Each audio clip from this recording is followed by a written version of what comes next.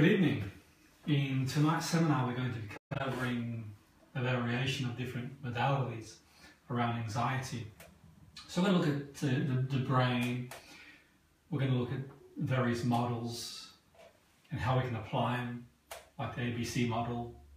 We're going to look at other various models like breathing strategies, how we can, in the assessment of anxiety, create a map, for want of a better word, and understand the person better, help the person understand themselves better subjectively. We'll also look at other processes that we can utilize behaviorally to help people in the management of anxiety or to overcome anxiety. Now, the seminar is for educational purposes only. Each individual is based on a case formulation, a treatment plan, so it's a purely educational seminar. I'm not intending to treat anybody.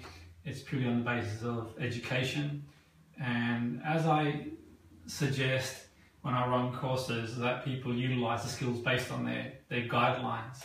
So if you're a teacher, utilize skills based on your guidelines.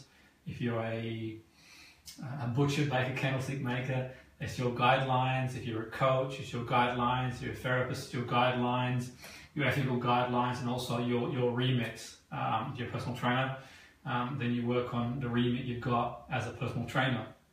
So you help people achieve what your remit employs you to achieve, and that goes for any profession. I'm a big believer in people utilizing skills based on their professional remits.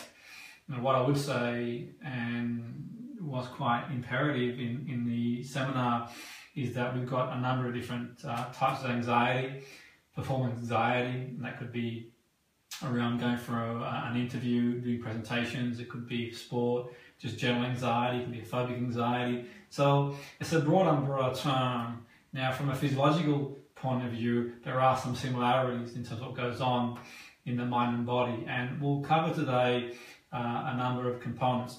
The first thing I'd like to say for me is that 100 different people could have anxiety around going to an interview.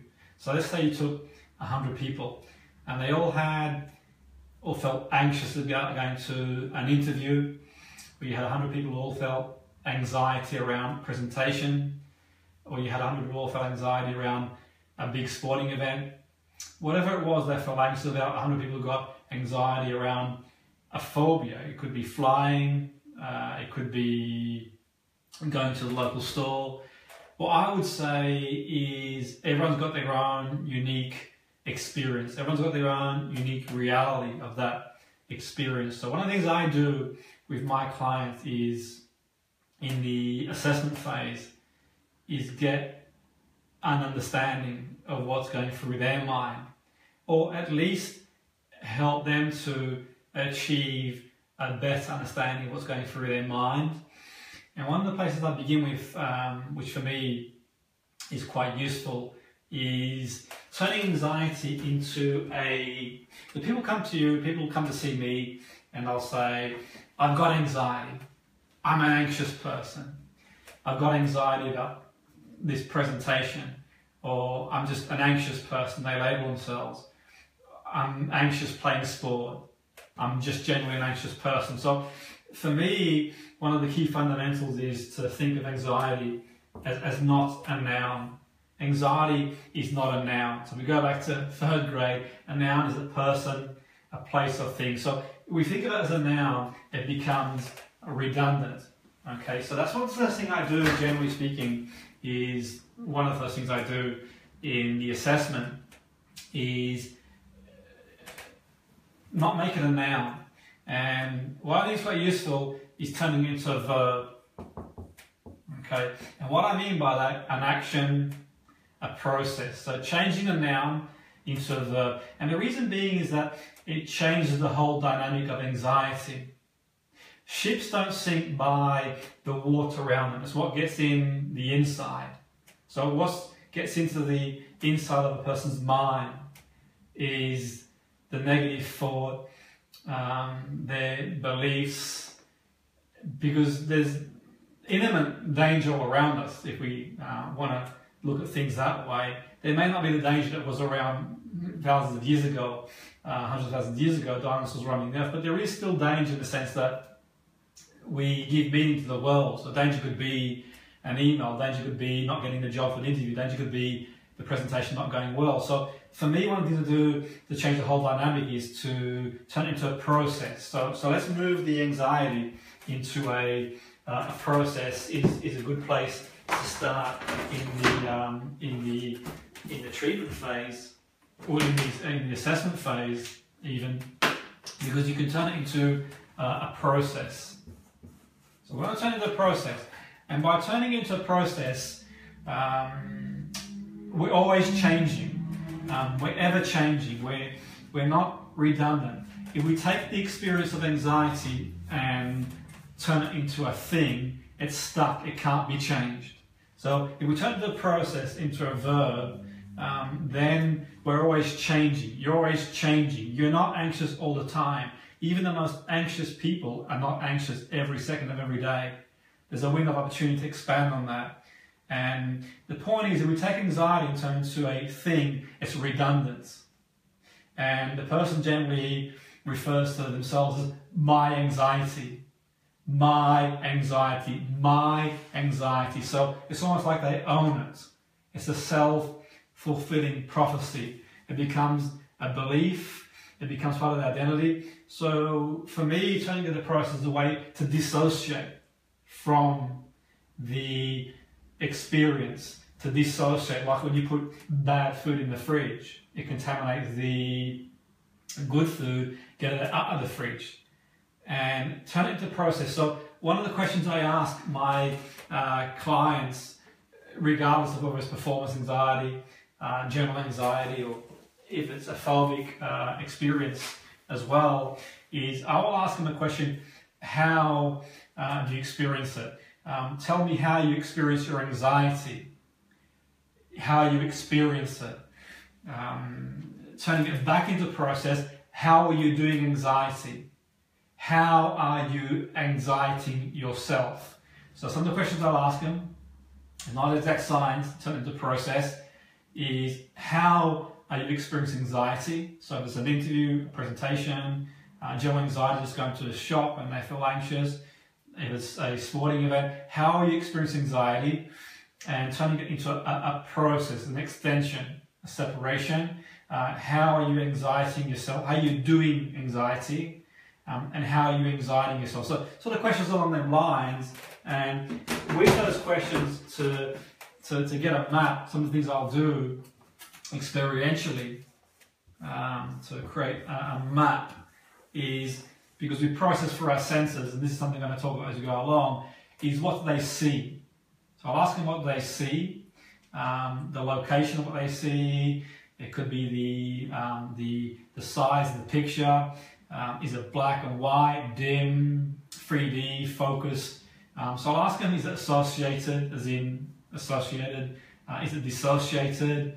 The location of where it is. I'll ask them what they hear and the location of the sound, direction. Is it internal sound, external sound?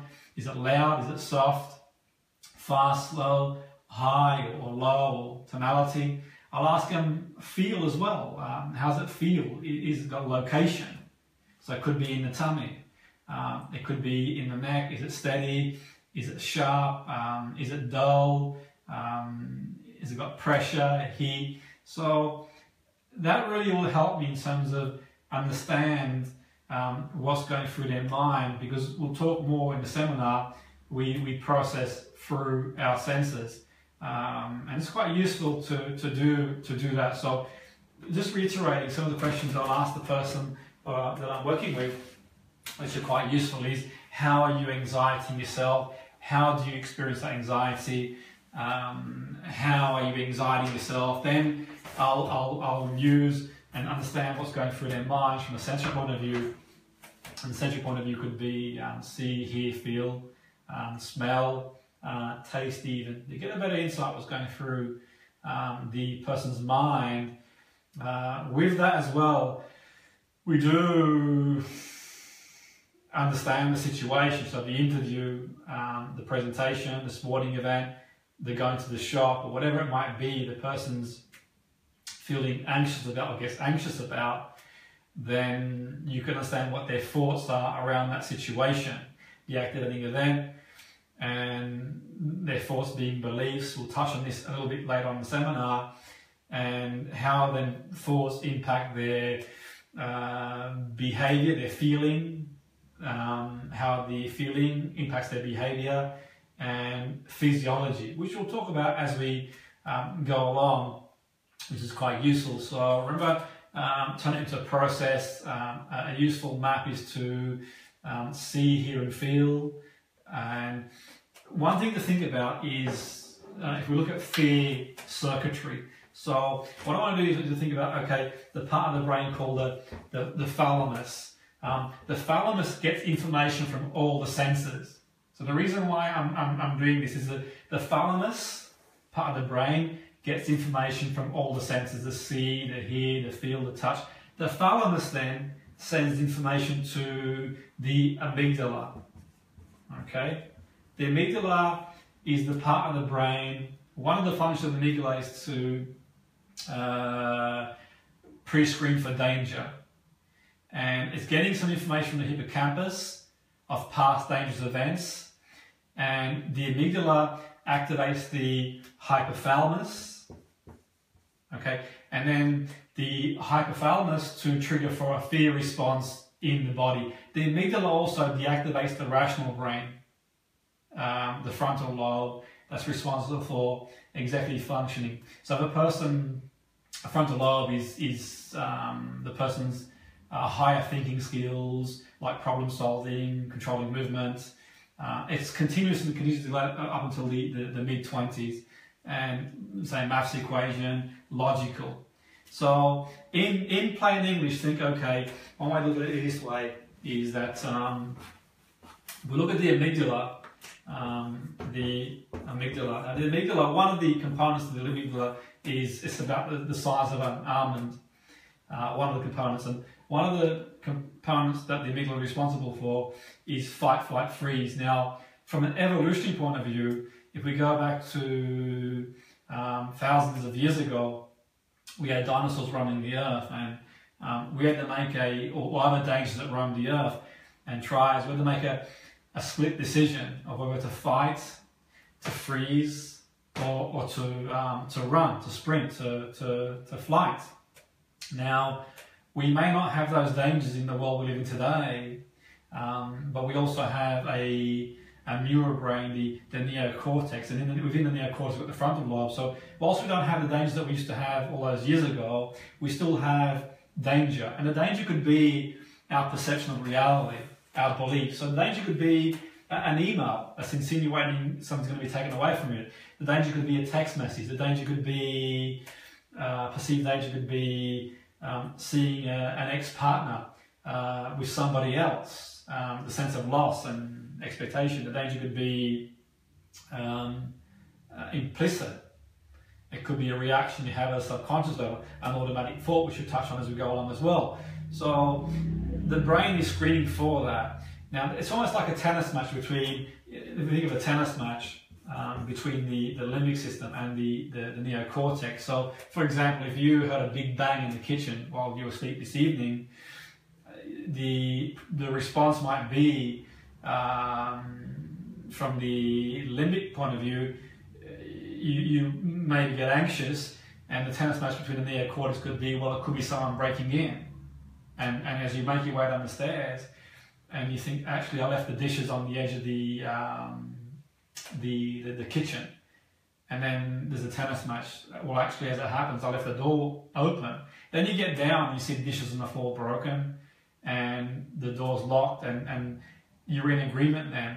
There's a good chance you're still going to have cortisol in the body, and probably going to struggle to get back to sleep straight away, because that can stay in the body for a good 4 or 5 hours beyond that. But you generally settle, just like when someone cuts up on the road. Not thinking of it cut up on road.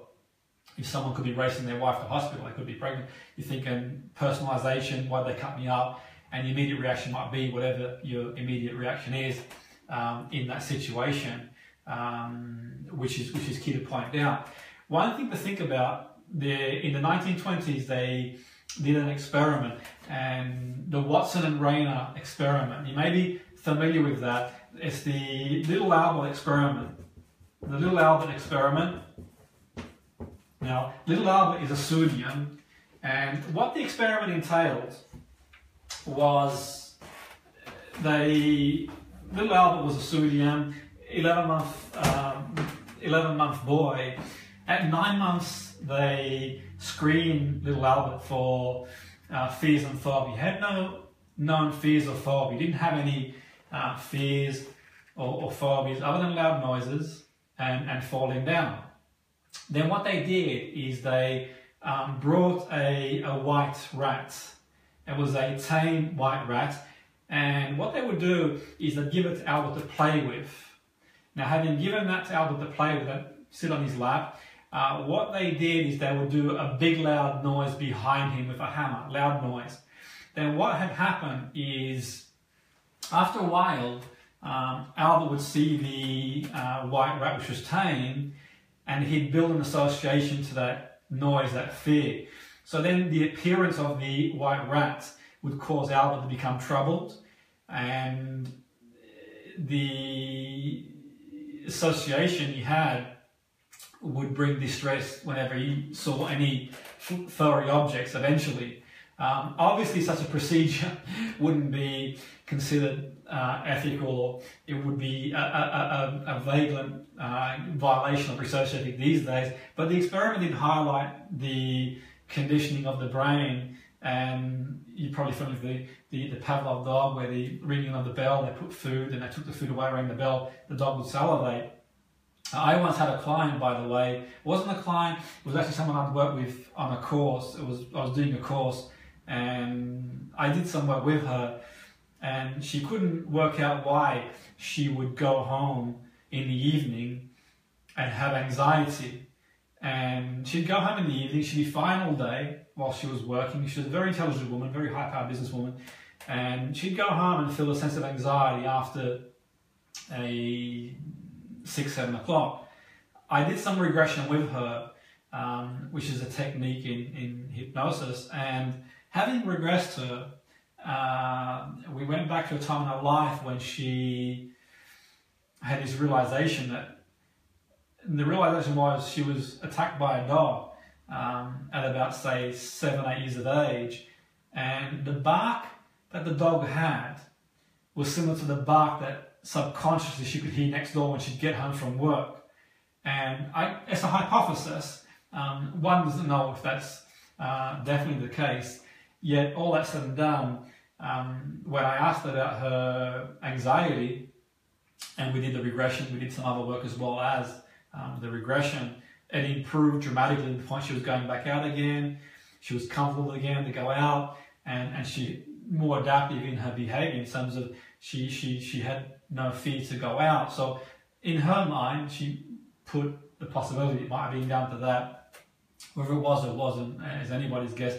But the point I'm trying to make there is the way the brain makes associations. And similar, when I did the show on BBC Radio Manchester with Margaret to help her lose the weight she wanted to lose, one of her goals was to go swimming again.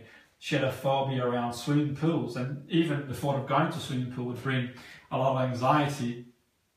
And she had it since 8 years of age, and she had a bad experience. And we did timeline and some other work that helped her a lot where that's concerned.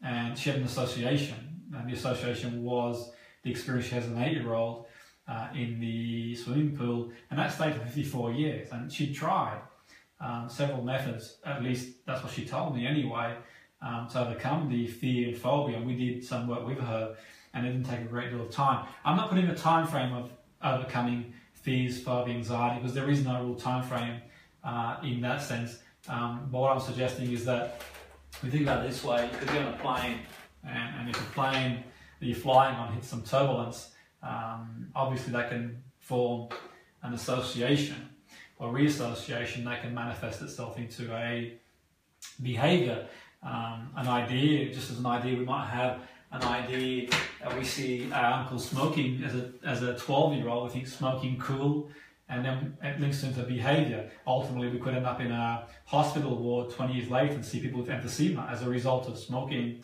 and that promotes a new idea to give up behavior. So what I'm saying is that whilst I'm not putting a time frame on anxiety, what I would suggest that, and there are variable factors in anxiety, and anxiety related to performance, to just general anxiety, and anxiety related to phobic, it is possible to help reduce and overcome and become more adaptive in behavior. One thing I like to think about is that perception takes time, like a TV show, radio show. There's a delay in all your different senses. So there's a sensory delay from your experience from the outside world. Now, I mentioned before about we look at the fear circuitry. The thalamus gets information from all the senses: see, hear, feel, taste. Then the thalamus sends the senses to the amygdala, and the amygdala pre-screens that for danger, getting some information from the hippocampus that stores memory of past dangerous events, underlying schemas, and the amygdala activates the hypothalamus to trigger a fear response in the body. The amygdala deactivates the rational brain, the part of the brain that's is responsible for executive functioning, the frontal lobe, and it takes time, like a TV show and a radio show. There's a time frame between the TV show being live and the radio being live. In case someone says something that they shouldn't say, they can cut that out. So there's a delay. There's a delay in information hitting our senses. There is a delay. You have completely different architectures for processing your hearing, your touch, your visual, your smell, your taste, and they process at different speeds. In this vast neural territory, you're getting signals coming in from different experiences at different speeds. And think about it this way. Let me give you an analogy. If you've been watching the athletics tournament recently in London, which has been fantastic, or you watch the Olympics or you watch sprinting, you'll notice that what they do is when the sprinters take off, when the sprinter's about to take off, they use a gun, a bang, rather than a flash, a visual flash, because you can get off the blocks faster to a bang than you can a flash. That's because your auditory cortex can respond much more quickly to sound than your visual cortex can respond to vision. So one thing I learned from one of my teachers, Jeff, which was quite interesting, Dr. Jeff Zai, phenomenal. I've had many great teachers, and Jeff being one of them, is that concepts reach areas of the brain that were formed early in phylogenetic history. They've reached the primitive size of the brain. The hypothesis focused on maladaptive psychological patterns. So problems are lodged in the limbic areas of the brain, in the emotional, social centers. If problems were located in the frontal cortex, then you would have one manual with one size fits all manual to resolve any issue. In contradistinction, conceptual communication must be lived, so the adaptive states and identities can be realized. We can sculpt our brain through lived experiences. So in the treatment of anxiety, performance, general anxiety, I use hypnosis. Hypnosis being not one of the only things I use many other methodologies too, many other modalities, but hypnosis is one of the central cores I use, and giving people opportunities to create experiences for themselves. Because one thing I really I took away from my learnings through Jeff is that we don't solve issues didactically. People know smoking's not good for them, but they still struggle. People know that drinking excessively is not good for them, but they carry on doing that. People overeat. Even though logically they know they shouldn't be eating certain types of food. So there's no maths equation for happiness, there's no maths equation for anxiety, there's no maths equation for any maladaptive behavior, and it's about personalizing the treatment for the person and making it appropriate and applicable for them. We set a goal of where they want to go, a behavioral goal. We set a goal in the assessment. We set a goal in the anxiety in terms of the experience on a scale of 1 to 10, with 10 being high. We can set a goal for that. That's why I'm quantifying it, because it's difficult to quantify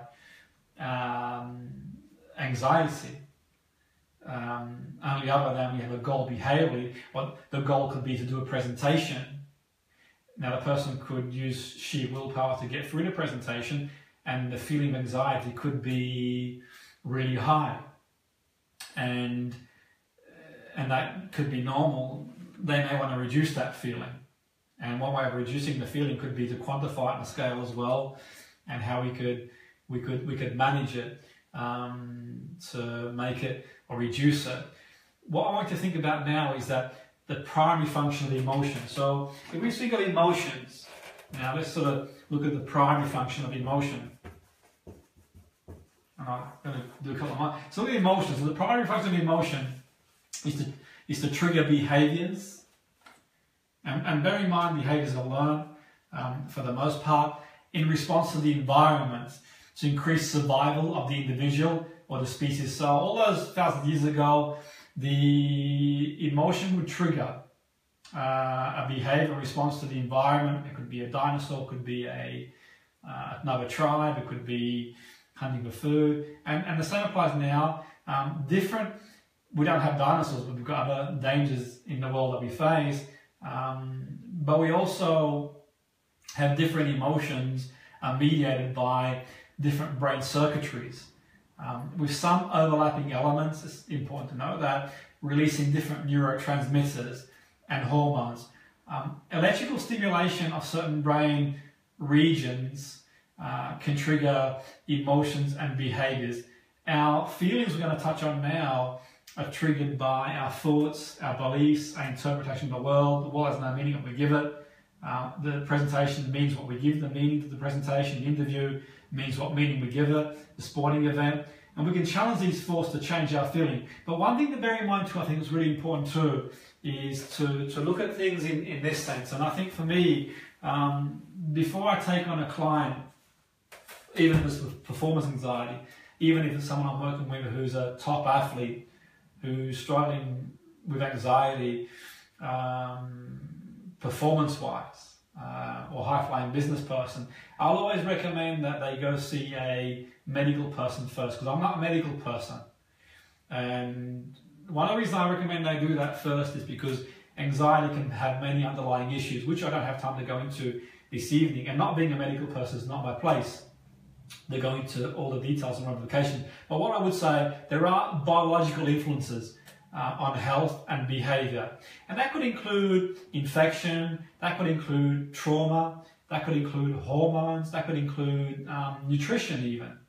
Okay, I know on one occasion this woman I was working with had been to see many coaches for anxiety around presentations, and she said to me that I did some work with her, and there was an irony that she said, well, everyone had failed her, and she had seen some pretty good coaches to help, even some therapists. I thought, well, okay, let's explore a little bit more.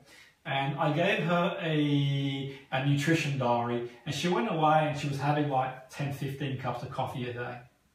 Okay, so I'm not a medical person, but I have got a background in sports performance. And in sports performance, I learned about sports science and physiology. So I'm not just looking at it from a cognitive, psychological point of view. And I did an experiment with her. I took her blood pressure before drinking coffee, then she had 2-3 cups, and she took her blood pressure, and her blood pressure was higher than it was before. And that sort of was the old experiment to prove to her that it had an impact. So all the cognitive work in the world is not going to go very far if she's drinking all those coffees. One would think anyway, it can improve, but you know, ultimately in the end.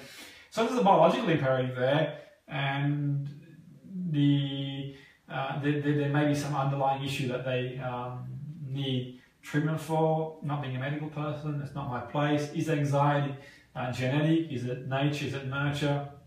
My suspicion is that it's a little bit of both.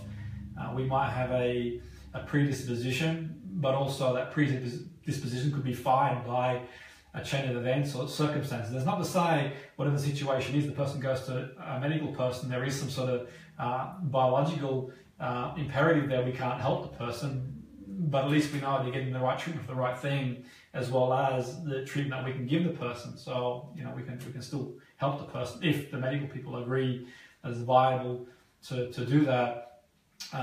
Psychological, it could be the influences on the person, emotions, attitude, and self-control.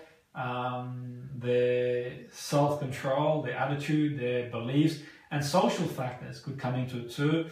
Family, peer group, and economic status can have an impact on the person. So they might be having financial hardships as well.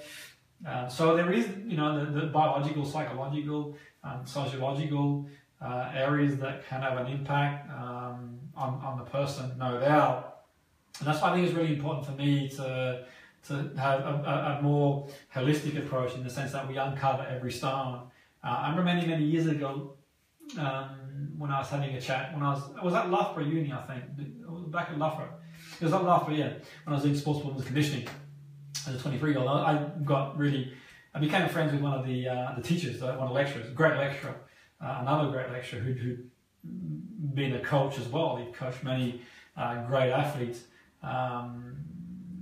George Gundy was teaching us physiology on the sports performance conditioning course. And we had this conversation about physiology and psychology. And it was at a time when I became really interested in, well, I'd learned NLP many years earlier, and I'd learned hypnotherapy, and I was going through a process of learning many modalities. And we had this conversation about physiology and the mind, and beliefs, and so on and so forth. And it led me on a path to sort of investigate more and more, until I sort of researched the story. If memory serves it correct, it might be, is it Charles Whitman? I stand corrected. But anyway, this was back in the 60s in America. Just cutting a long story short, you can do your own research. This guy had, if memory serves it correct, and I read it on a journal at the time. You could probably read it somewhere on the internet these days. But the guy who went out there and he seemed okay, everything seemed fine, and just out of the blue, one day he went out and committed. He went out and shot, I think it was 14 people in Texas on the Bell Tower. And cutting a long story short, he had a tumor. Now, he'd been getting help apparently from what I read months before, and he was getting more and more angry and irate. And he was writing a journal, I understand, and in the journal he was talking about he was getting more and more angry and irate, until eventually he got up in the morning. I think he shot his wife, he shot his mother, he shot a number of people. Anyway, from my understanding is he had a tumor growing in part of the brain that was pressing on the amygdala. And I'm not saying everyone who's got a tumor is going to react in that way, certainly not. I'm not saying that was the reason he reacted the way he did, but it goes to show that, from what I understand, and I'm not a medical person, the tumor was growing in a place that has the same effect as rabies, mad dog syndrome. And I stand corrected on that. I'm sort of showing the story. It's been a long time. It just came to mind, so I share it. And the reason why I share it is because we can make these assumptions, and the key for me is to be holistic and uncover every stone. That's really important for me, to look at things in different areas and to get an understanding of the person in a broader area, which is quite useful. What I would say too is a useful exercise to do. I'm going to guide you through an exercise shortly. Before I do any cognitive work with my patients, one of the things I do before I do any cognitive work, be it performance, anxiety, or any anxiety for that matter, how do people with anxiety breathe, do you think? Or how do you breathe when you get a fright? How do you breathe when you've got like a dog chasing you? How do you breathe when you get caught up on the motorway? How do you breathe when you get some news, you're being made redundant with some bad news? You've been made redundant with bad news, it's not for everybody. But people breathe a lot deeper, don't they? A lot higher, don't they? If you breathe higher, what tends to happen if you breathe higher is you're sending a message to the brain that there's danger, and the sympathetic nervous system activates the fight, flight, freeze. So the sympathetic nervous system activates the fight, flight, freeze, okay? And you have that rush of cortisol and adrenaline, and you know what it's like when you get a fright. You know what it's like when you get bad news, when you're really, really anxious and uptight, and you breathe. And by breathing higher, then you start to hyperventilate. And you're hyperventilating, it can create even more anxiety, because then you start to worry what's going to happen. And one of the things I teach my clients before I do any cognitive work is to breathe deeper. And I get them to breathe deeper and practice breathing deeper. So you can practice with me if you want to. It's entirely up to you. Perhaps you like to place your hands on your tummy. So placing your hands on your tummy is what you do. And just breathe deeper. People say, what count do you breathe? Well, I say whatever you're comfortable breathing with at first. Because some people say 4 seconds, some 5. Let's say you breathe in at 4, if you can manage 4. And out 4. Okay, so just breathing more comfortably. And practice that. Obviously don't practice if you're driving or if you're in the shower, you'll swallow water. Practice when it's safe to do so. And you can practice when you're watching TV, you're watching a soap, you can practice watching sport, you can practice just lying about, if you're meditating, if you're going for a walk, you can practice a little bit deeper if it's safe to do so. And that's quite useful. And I get the people I work with to sort of practice doing that until it becomes an unconscious competence, until they to do that. Because generally speaking, unless people have got a medical condition, they don't have anxiety when they're asleep. Unless they've got, obviously, a condition like sleep apnea or for whatever reason, they don't have anxiety because the body knows what to do. And by doing that, the parasympathetic nervous system kicks in, it calms down the sympathetic nervous system, relaxes the speech the heart rate comes down, it sends a message to the brain, everything's okay. Okay, and obviously, if a wild dog's chasing you, you're not going to stand there breathing that way. You'll fight, flight, freeze. If there is perceived danger, but I suppose what it does do is sort of get you into a habit of breathing deeper, and then you can do the cognitive work for me and look at the beliefs, look at the person's reality, give them some more tools and techniques to take away. You can tailor a hypnosis session for them. When I do hypnosis, I do the hypnosis for them, and I tailor it for them and give them an audio, and they can listen to the audio. So in between, say, 2 weeks, they've done their breathing exercise for half an hour a day, and they're breathing deeper, and that's having an impact on their physiology, and they listen to the audio, say, once a day, and they've done 10 hypnosis sessions in the space of, or 14 if it's 2 weeks, or 7 if it's 1 week, between sessions, between they see me next time, okay? And that's helping to create new pathways in the brain. And if they get bored of the session I do for them, then I can create a new session. Because for me, one of the things to think about, which is really important too, from an assessment point of view as well, think about it this way. When people have anxiety, think about it this way. Let's say, for example, you walk into a dark room. Let's say you walk into a really, really dark room. Imagine you walk into a dark room. So in this room that's really, really dark, it takes time to adjust to the darkness. Equally, when you walk into the light, your eyes adjust pretty much immediately. So what happens to people, the anxiety catches them off guard. And it could be anything from, I mentioned earlier, implicitly, the dog barking. When I used to work in education, in care homes, one young girl, she'd get anxiety every Friday afternoon when I do education with her, whenever her mum would phone, because she built an association with her mum phoning, and her mum would cancel the contact visits on the weekend, and that would sort of escalate anxiety. And every time the phone rang, she, even regardless of what she said, once they shouted out to her and said that it was the mum on phone, she'd get really worked up, and she struggled to settle to do any of the education. and I was working in care home again as well, a member of staff one time came into the room when I was doing education, and he did that, and by doing that, the young person had an association to one of her, to an abuser that she had many years earlier, so the brain linked the two. So I mentioned earlier about the little owl experiment, the loud noise, so the brain has this Pavlovian effect in certain situations, and for me, the onset of anxiety, it's almost like it can come through the internet. It's almost like a bolt out of the blue coming through a TV screen, coming through the phone.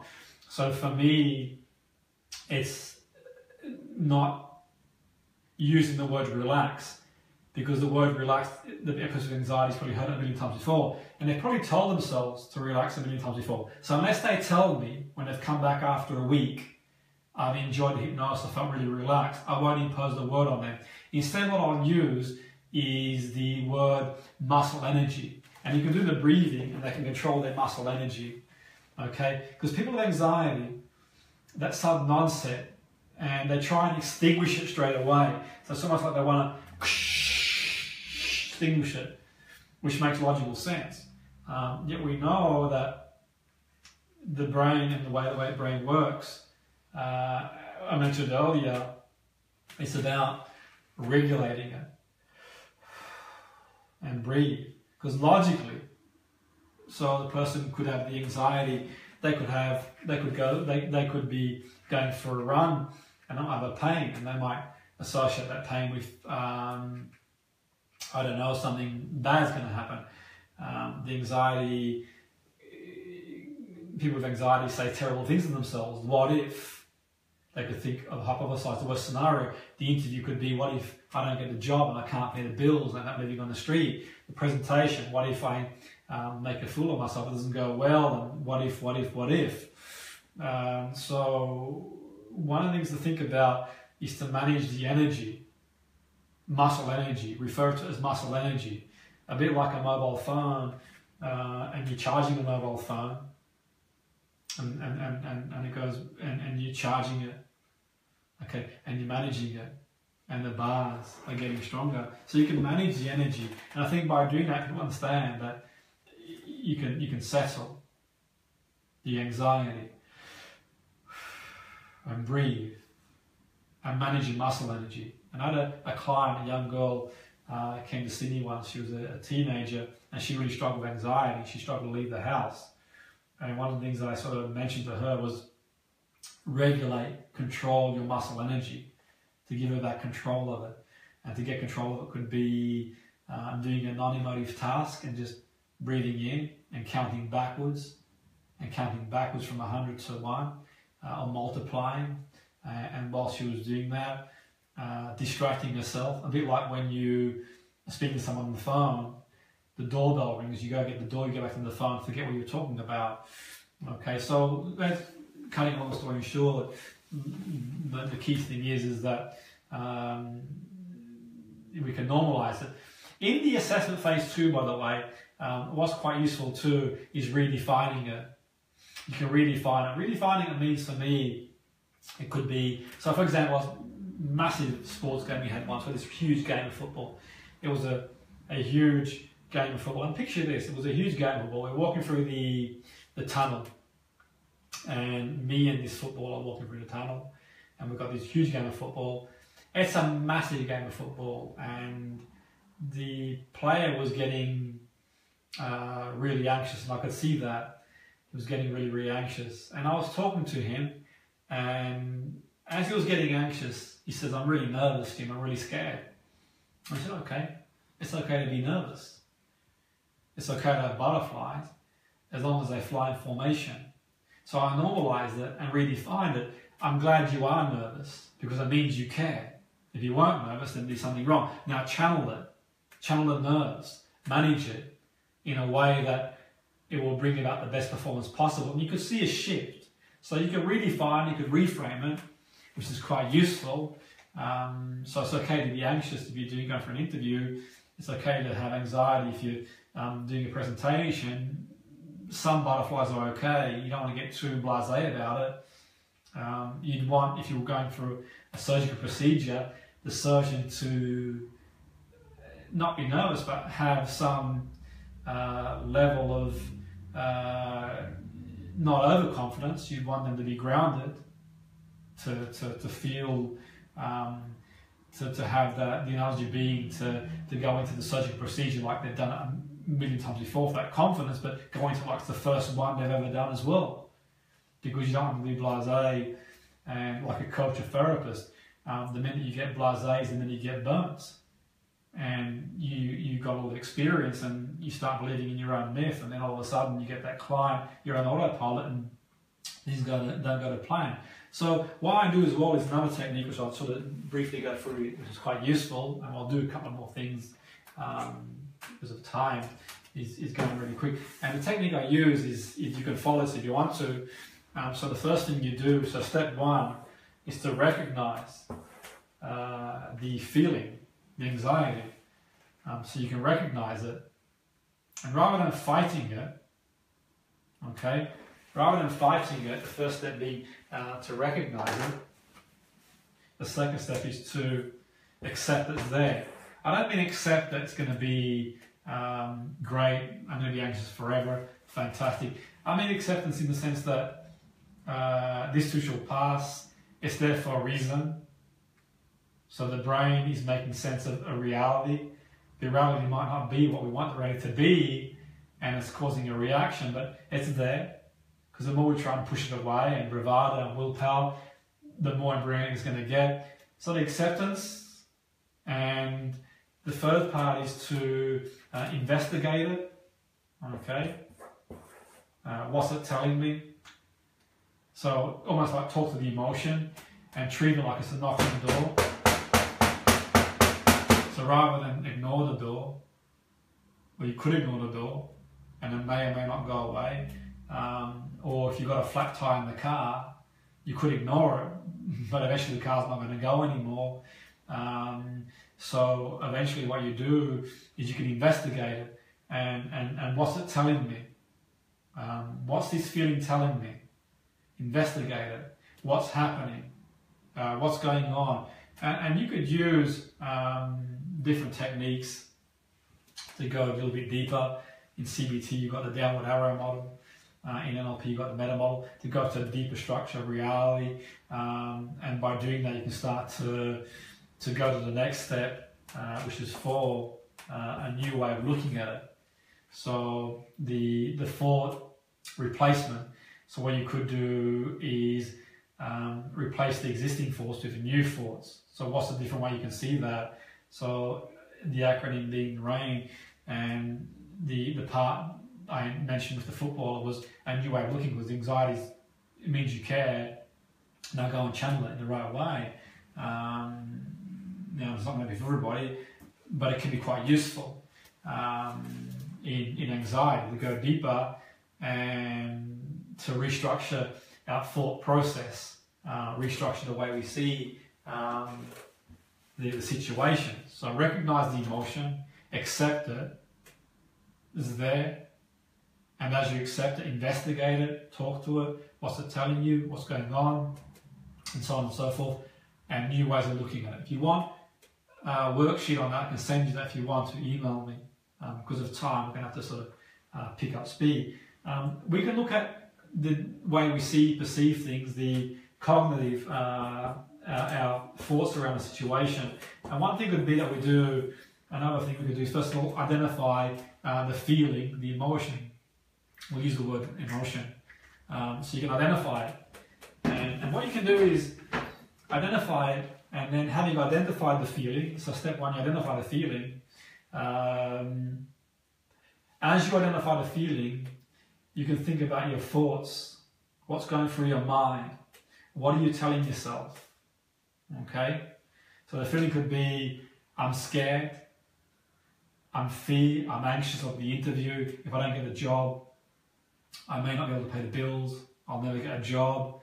It could be the anxiety of a woman I was working with once was going to a wedding and her ex-partner was going to be there, or ex-husband was going to be there, and she was anxious, and the anxiety of seeing him with someone else, sport, anxiety, what if we lose, what if we get beaten, and so on and so forth, what if. So you can examine your thoughts, and then having examined your thoughts, you can then challenge that perspective, and you can ask questions. You can also, from the CBT perspective, give the thoughts a label. So, you know, is the person catastrophizing? So the person could be catastrophizing, never going to get a job, and they've lost a job before, and they've got a job, so they could be catastrophizing. What if no one likes my presentation?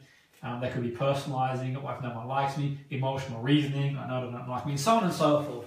And then you can challenge the thought. And you could also ask them questions like, what's the most realistic thing that will happen? What's the best thing, the worst thing? You can ask them a variety of questions. What's it mean to them? There's no exhaustive set of questions, but you can sort of challenge the process and start to think differently, to restructure the thought process, start to rewire the brain and perceive it, change your perspective, change your world, which can be a useful thing to do. Because if you think about it, you have an idea, it takes one idea, mentioned earlier, it takes one idea, with that one idea you have a whole new association and a whole new set of behaviours. So you can challenge the thought process. You can also do too, as well, is the belief. So the belief could be, I'll never get a job again, I'll never be in a relationship again, if I go to the shop I'm going to have a big panic attack and I'm going to get stuck there and whatever. So a belief could be, you take the belief and you can sort of examine the evidence for and against whatever that belief is, and you can sort of leverage it, evidence against the old belief and evidence for the new belief. So the evidence. So what you could do, for example, from the belief point of view, so the belief could be, I'll never get a job again. The belief could be, if I have a big panic attack at the shop and I'm not going to be able to get home. The belief could be, I'm going to mess up the presentation. And you can look at evidence against the old belief, and the evidence could be, well, you've lost a job before, you've got one again. You've not lived in the street before, there's no reason why you should live in the street in the future.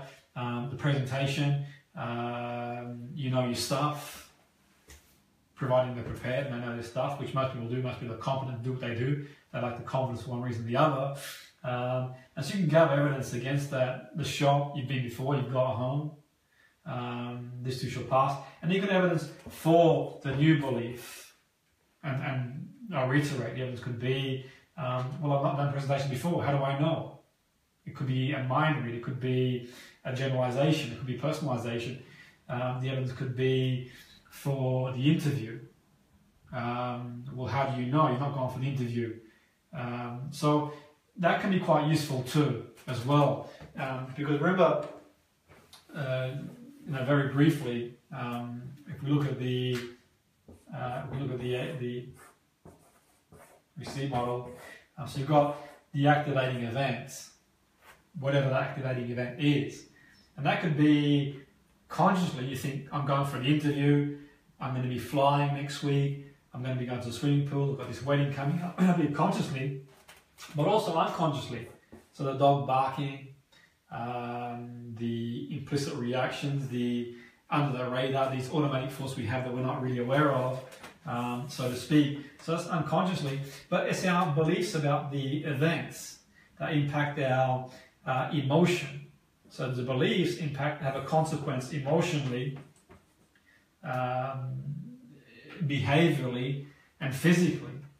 So the person who's afraid of who's got anxiety about the presentation, they believe they're going to mess up, they believe they'll never get a chance again, they believe that it always happens to them, no one listens to them, the person in the interview will never get a job again, the person going to that wedding, I'm never going to find them again, how could the person I was with leave me? I could personalize it. As a consequence, emotionally they feel, as a consequence how they behave, and as a consequence how they feel physically, physiologically. When you're anxious, you feel physiologically. So you can also use interventions at behavior, emotional, physical level. So a physical strategy could be breathing, and the behavioral strategy, well, we've got plenty of those. Imagery, visualization, and loads of those. Emotion, we've covered some emotion strategies around emotion. So it could be assessing the emotion, it could be being more emotionally aware. I did the last seminar I did, emotional awareness. You could do some techniques like that as well, which are quite useful. And you can challenge the thought process through asking questions, and the questions could be, what's the most realistic thing that's going to happen? What's the worst thing that can happen? What's the best thing that can happen? You can find a happy medium. Has it happened before? And so on and so forth, which can be quite useful too in that respect. From a hypnosis point of view, you've probably got an intellectual curiosity about hypnosis, or possibly you've got an experiential curiosity. What I'll do, if you're comfortable doing that, you can close your eyes shortly, if it's safe to do so, and you're not driving or you're not operating machinery. You can close your eyes, and I'll facilitate an experience for you. I tailor the hypnosis for people. I don't use conventional hypnosis where it's a one-size-fits-all, unless I'm doing an eye-tune from an education point of view, and I'm doing it for people to get what they want out of it. Then it's more generalized, because I can't tailor it for every individual. But if I'm doing the individual work, then I'll use their map. So the map being what I said earlier, what they see, hear, feel, their beliefs. In the hypnosis, the audio, I'll take them to a map of where they want to be. So if the map is like the cartoon animations that we see, the worst scenario in the cartoon animation, whatever that scenario is, then we can promote a better scenario. So in the case of Margaret, BBC Radio, Manchester, what she saw was the pool, the sounds were loud and excruciating, and the water was really, really deep. And what we replaced that with, the map to go to, the well-formed outcome was to see yourself on a holiday. She'd been away for a long time in Spain, relaxing, going to Tuesday morning swimming sessions in the swimming pool with her friends, socialising. So working towards that, and in the process of working towards that, we created a state where she's more receptive to change. Because I mentioned earlier, we can didactically, we know she's an intelligent woman, but we can create an experience through the use of hypnosis, story, metaphor, whichever way you choose. So I'll do a gentle one with you now. You've become comfortable doing that. It's a relatively generic one, just 2 minutes or so you can get an experiential, if you've got experiential curiosity of it. So I'll do one briefly now, and perhaps you'd like to close your eyes, if it's safe to close your eyes. And as you close your eyes, just make yourself comfortable. Okay? And as you make yourself comfortable,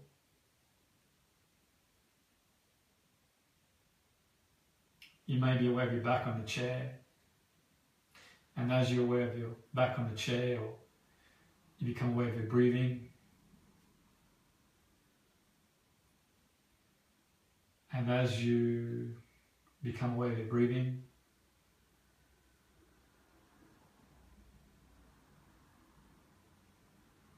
you notice your heartbeat. And as you notice your heartbeat, think of a time that you felt peaceful, tranquil, in a good place. Perhaps it was a vacation, perhaps it was a holiday, perhaps it was a family gathering. And fully engage in those feelings, what you saw, what you heard, what you felt. And as you engage in those feelings, let those feelings spread through every cell of the body. If you're struggling to think of a situation, imagine what it would be like to be in a place where you felt calm and peace, what you'd see, what you'd hear, and what you'd feel. And as you imagine that, let those feelings spread through every cell of the body. And think about things that you enjoy doing, things that you're good at doing. And as you think about things that you enjoy or are good at doing, create an absorbed state. And at one point, you first learned to walk and you failed, you got up and you went again. And at one point,